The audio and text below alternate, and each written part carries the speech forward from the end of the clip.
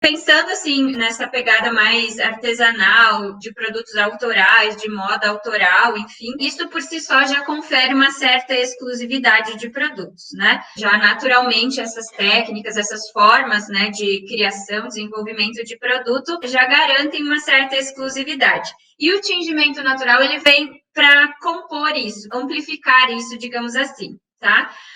Então, quem que não gosta, né, de um produto exclusivo, personalizado, algo único, né? As pessoas, em geral, gostam disso, né? Ter algo construído, pensado, né? Produzido, pensado no gosto pessoal, às vezes trazendo elementos históricos, elementos da história da pessoa, elementos que despertam memória afetiva, uma certa afinidade por esses produtos. Entretanto, né, nessa lógica, quando se tem coisas, produtos desenvolvidos especificamente para uma pessoa, em geral, o custo disso é um pouco maior, né? Diferente de você comprar um produto em série, né? Com produção em massa, obviamente que tem um custo mais elevado, tá?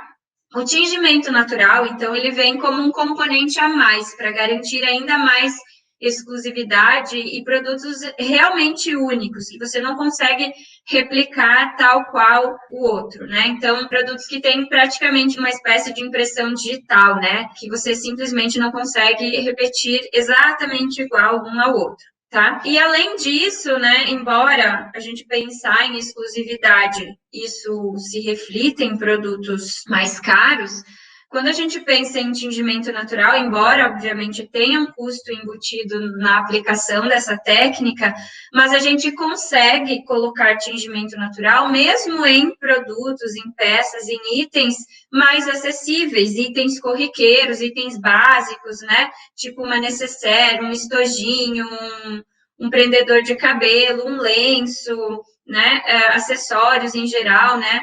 Bolsas mais simples. A gente consegue ir fazendo um uso otimizado dos corantes, usando corantes acessíveis, corantes que você tem no seu entorno. É possível fazer também trabalhos incríveis a um valor acessível, né? Então, embora a gente tenha dentro desse universo do tingimento natural peças bastante caras, de valor elevado, mas há uma concepção por trás disso de produto, né? Não é que sejam caros pura e simplesmente porque são exclusivos, né?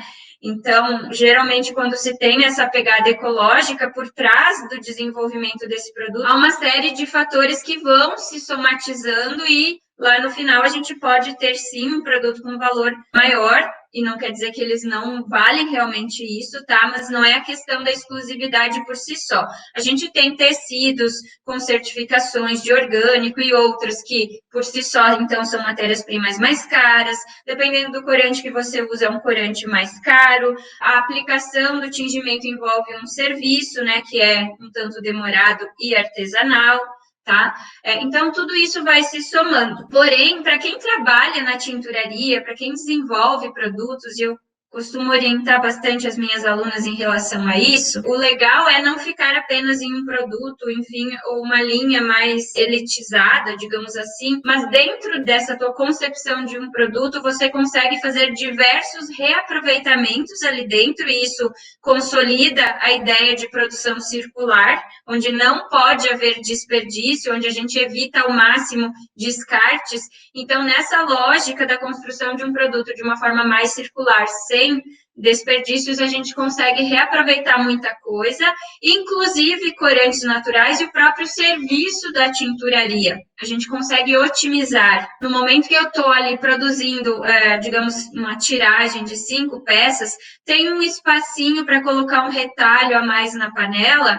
Esse retalho a mais, digamos assim, ou mesmo vários retalhos que reaproveitam, segundo as panelas, digamos assim. Tem lá a purga, purguei, a água já está quente, aquela água da purga ainda está relativamente limpa, eu consigo fazer mais uma purga de retalhos, por exemplo, a um custo baixo energético e de tempo, porque todo aquele tempo e custo para aquecer aquela panela já foi para o meu tingimento principal. Então, envolve só mais um tempinho ali para concluir uma segunda purga e assim por diante na pré-mordentagem, dependendo da fibra, na coloração, na extração. Extração não, porque eu posso reutilizar a tinta para um novo tingimento, numa tonalidade um pouquinho mais clarinha, talvez, se for a mesma fibra, ou até na mesma tonalidade, se for uma fibra com uma afinidade maior. Então, esses reaproveitamentos e essas otimizações, a gente também consegue levar o tingimento para peças mais acessíveis, porém com essa pegada do tingimento que é única, né? Que garante aí realmente produtos que você não consegue ter muito comparativo, inclusive, né? E além disso, né, além do tingimento por si só não ser algo assim que você encontra em qualquer esquina, né, roupas, produtos em geral com tingimento natural, então só isso já garante uma certa exclusividade de produtos, né? Não é uma coisa tão corriqueira de você encontrar. Então, quando você encontra, aí, dependendo da planta que foi usada, é uma planta muito particular, específica daquela região, e aí entra aquilo que eu falei do valor afetivo, tá? Tô aqui, por exemplo, tomando meu chimarrão. A erva aqui do descarte do meu chimarrão pode colorir uma peça com apelo cultural, né? Daqui a pouco uma bombacha tingida, um lenço de prenda tingido com a erva do chimarrão. Então, essa possibilidade de levar, através das plantas locais, questões culturais, a macela também eu gosto de usar muito como exemplo, porque aqui no sul ela tem um forte apelo cultural, então levar ela, além do cultural, do medicinal, levar ela para a coloração de uma peça de roupa, que também é única pela sua produção artesanal, uma lã, por exemplo, uma lã cultivada, né, criada numa propriedade rural e depois tingida com a planta daquela propriedade. A gente vai trazer isso mais forte na sexta-feira com um exemplo prático, tá? Então, são formas de agregar, além de um valor diferenciado no sentido ecológico, social, por tudo aquilo que a gente já vem falando desde a semana passada, você também agrega questões culturais, de memória afetiva, né, para esses produtos, e produtos de fato únicos. Às vezes, uma planta que realmente só tem naquela região, é uma planta abundante numa região específica, que as pessoas têm essa conexão com essa planta e se perceber, né? Perceber na roupa, né? Uma cor que veio dessa planta gera algo bacana, assim, algo realmente único. E se soma aquilo que a gente falava na semana passada sobre produtos que conscientizam, além de tudo, né? Trazem uma certa consciência. Então, para além da questão ambiental, essa consciência também vem pelo apelo, pela memória afetiva, pelo apelo cultural, enfim, que possa vir a possibilitar, digamos assim. Mas para além disso ainda, a exclusividade que o tingimento natural traz às peças também vem de outros fatores. O fator artesanal, então, quando você produz algo em pequena escala, bem nessa pegada do slow fashion, né, do slow em geral, então, você não produz em massa, obviamente. Você vai fazer ali num tingimento 4, 5 peças, um pedaço grande de tecido que vai se desdobrar em algumas peças, enfim. Essa panela, esse momento, essa matéria-prima, nunca vai ser exatamente a mesma, tá? Então, tem outros fatores aí que compõem para a gente chegar ali num produto final que realmente é único e tem uma impressão digital, né? Uma identidade própria que não se repete, tá? Então, quais são todos esses fatores que vão, lá no final, definir um produto como único? Único, exclusivo, né? Com identidade própria. Primeiro deles, como eu disse, o fator humano mesmo, né? Por mais que a gente anote ali uma receita, um procedimento e tal, é como se fosse uma culinária, né? Você não vai, assim, exatamente os mesmos minutos, né? Às vezes até a própria condição do tempo, tá frio, tá calor, então leva mais tempo para levantar a fervura uma panela. Essa panela não consegue se manter aquecida tanto quanto se estivesse num local, numa época mais quente, enfim. Mas o fator humano mesmo, né? Por mais que a gente anote tudo e seja bastante preciosista nesse sentido, às vezes a gente se perde um pouquinho, não faz exatamente aquela reza igualzinha, tá? Primeiro fator. Segundo fator, a água do local onde você está, se é uma água tratada, uma água de poço, uma água de chuva. Essa água, né, dependendo da sua origem, ela vai ter diferentes faixas de pH, isso influencia nas tonalidades, vocês vão ver isso na semana que vem. Além da água, o tipo de panela que você usa é diferente da tua amiga tintureira que usa uma outra panela, né? O material da panela pode influenciar mais ou menos, né? Embora seja uma mesma panela de alumínio, a minha é mais vagabundinha, solta mais alumínio. A da colega é uma panela mais robusta, não fica soltando tanto, né? Isso, dependendo do corante que você usa, pode ter algum efeito. E por falar em corante, por mais que isso, assim, é muito, até impressionante, né? Quando a gente pensa num corante natural específico, cada um é um universo, assim, literalmente. Cada um tem seu mundo, sua lógica, embora eu sempre também traga aqui, entre as plantas, uma mesma cor pode vir de uma mesma molécula, essas moléculas estão distribuídas em diferentes plantas, tá? Mas, apesar disso, quando a gente pensa em uma matéria-prima específica, e eu gosto muito de usar o exemplo do crajiru, porque o crajiru já me desafiou bastante nesse sentido, tá? O crajiru, então, é uma folha de um cipó, tinge vermelho, tonalidades de vermelho, né? Vermelhos mais terrosos, às vezes, né? A primeira coisa numa planta que influencia na cor é a genética, né? E genética, quando a gente não tem clones, é como se fossem pessoas diferentes. Todo mundo é pessoa, todo mundo é gente, mas ninguém é 100% igual, tá? Mesmo gêmeos univitelinos, eles não têm exatamente o mesmo DNA, tá? Então, quando a gente tem diferentes plantas de uma mesma espécie, a gente tem que entender que não são clones, são DNAs diferenciados. E uma genética pode conferir um pouquinho a mais de corante naquela folha, outra um pouco menos, uma tonalidade um pouquinho diferente numa do que na outra, tá? Agora, isso é um fator dentro da planta, a genética dela. Um segundo fator é que essa mesma planta, digamos assim, tá? Então, não são plantas diferentes. É uma única planta que eu colho crajiru todos os anos. É a planta do meu quintal que eu uso para tingir. Então, são folhas sempre da mesma planta. Mas, de um ano para o outro, as estações são diferentes, né? Num ano, o inverno é mais chuvoso, no outro é mais seco. Num ano, o verão é mais quente, no outro é mais ameno. O solo pode estar numa condição melhor num ano, ou estava numa condição ruim, você detectou aquilo e você adubou para o ano seguinte, aquelas folhas, então, vêm de uma planta que está num solo com uma condição de fertilidade um pouco melhor. Num ano, o clima favoreceu o ataque de pragas e doenças nessa planta. Tudo isso influencia a concentração, a quantidade de corante que tem nessa mesma planta. Muitas das moléculas tintórias, né, boa parte delas, são moléculas produzidas pelo que a gente chama de metabolismo secundário das plantas. E o metabolismo secundário, em geral, está associado a ciclos bioquímicos dentro daquela planta, envolvidos com defesa, com atração, né? Principalmente com defesa, algumas, né? Os taninos são muito associados às defesas das plantas. Então, num ano que a planta foi mais atacada, ela foi mais demandada na produção do tanino, por exemplo. Então, naquele ano, ela foi tão atacada que a planta se obrigou, digamos assim, a se defender mais, produziu mais tanino. Então, eu tenho uma folha, uma casca, enfim, com uma concentração maior daquele tanino, daquele corante. Substâncias como antocianinas, como o próprio vermelho do crajiru que está na folha, por exemplo, essas substâncias, elas funcionam, ou carotenoides também, funcionam como protetores solares para as plantas, elas defendem, né, as plantas contra os raios UV.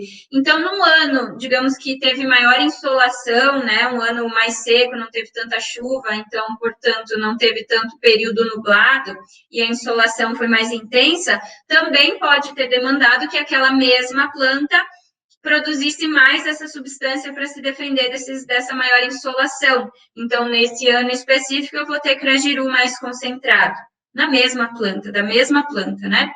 Então, a gente tem que entender que quando um tingimento é posto em curso, a gente até pode ser a mesma tintureira, pode usar a mesma panela, a água da mesma origem, os mesmos tempos, mas uma coisa nunca será a mesma, que é a matéria-prima, tá? Pode ser sempre crajiru, pode ser sempre crajiru da mesma planta, mas não serão as mesmas folhas, tá? Nunca serão as mesmas folhas. E aí, um exemplo prático que eu mencionei mais cedo é que, por exemplo, eu tinha receitas já fechadas para atender uma marca que é a Nus Demiculture. para uma cor específica de um vestido, tá? De um vestido e tal, eu tinha uma receita bem fechadinha para aquela cor. Foi construída com um lote de crajiru que eu tinha. Acontece que o meu crajiru acabou, eu comprei um novo lote de folhas e fui repetir o tingimento, tingir um vestido usando a mesma receita, né? Eu não calibrei, né? Não levei esse fator em consideração, mas porque usa para essa cor uma concentração tão baixinha que eu realmente acreditei que não ia ser necessário.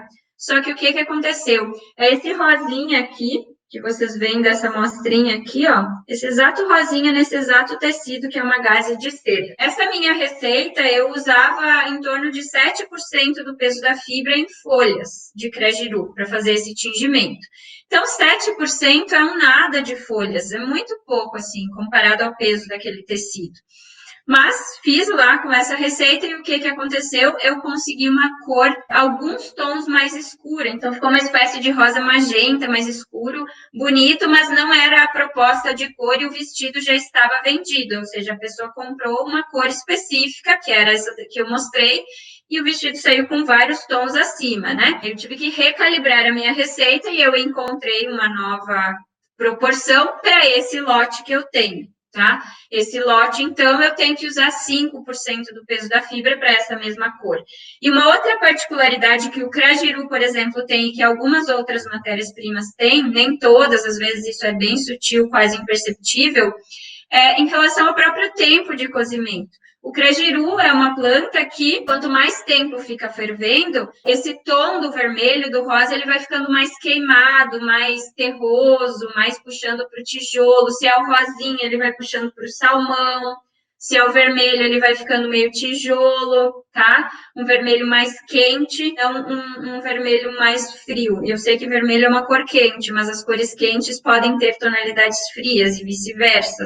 As cores frias podem ter tonalidades quentes, dependendo, né, por exemplo, um verde é azul com amarelo, se tem mais amarelo é um verde mais quente, se tem mais azul é um verde mais frio. Então o crajiru se comporta assim, né, quanto mais tempo fervendo, mais essa cor vai indo em direção de um tijolo, de um vermelho mais aquecido, digamos assim, embora seja uma cor primária, né, mas é como se ele fosse puxando então para um terroso. Tá? E não aquele vermelho que vai em direção ao pink, né? Aquela tonalidade, digamos, mais fria, como se tivesse um azul junto, né? Para esfriar essa cor, tá? Então, ao contrário, é como se a gente estivesse adicionando amarelo nesse vermelho para puxar para esse outro lado. O que acontece? Nesse meu primeiro lote que eu mencionei, isso acontecia, mas era mais sutil, assim, você precisava de muito mais tempo para observar isso.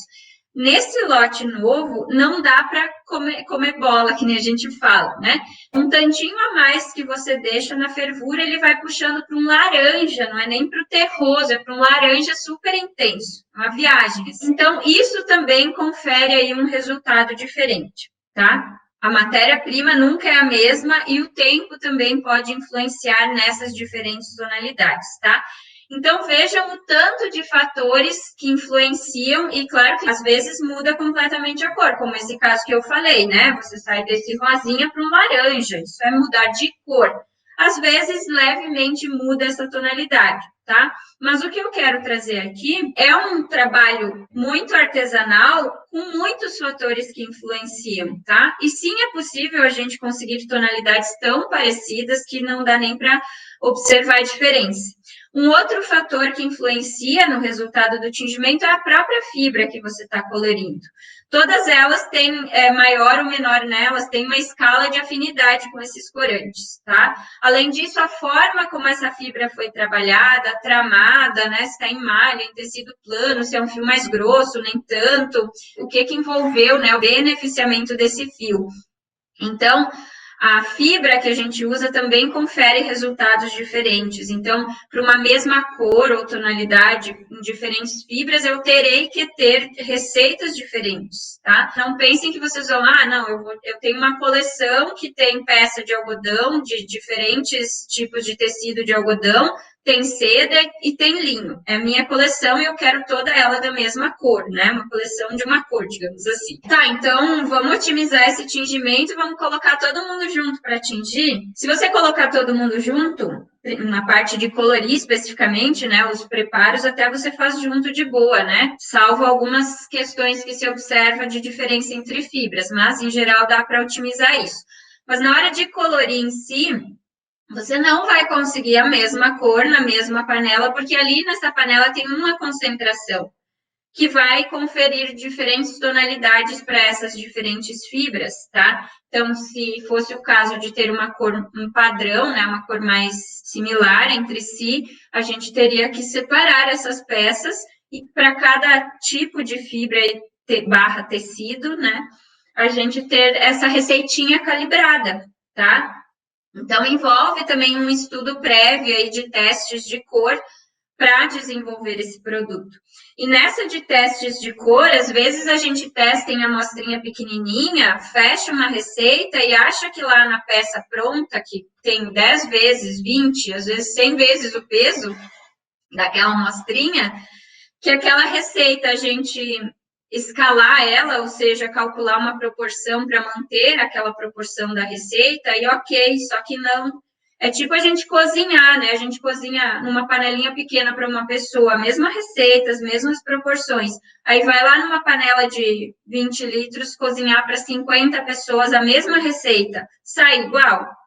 Não sai, né? O sabor é diferente, a textura não é a mesma coisa, né? E no tingimento é assim também. Então, a gente até pode testar a cor em amostrinha, mas para calibrar realmente essa receita, a gente tem que testar em peças piloto e calibrar a receita já numa peça piloto ou num tamanho de tecido piloto para construir aquela peça, digamos assim, tá? Porque é muito diferente eu tingir algumas gramas e com essa mesma receita em proporção tingir 1 quilo, eu vou ter resultado diferente. Tá? Isso é algo assim que já tentei criar hipóteses, enfim, porque a proporção em tese é a mesma, mas sempre sai mais clarinho, assim, sempre sai mais clarinho.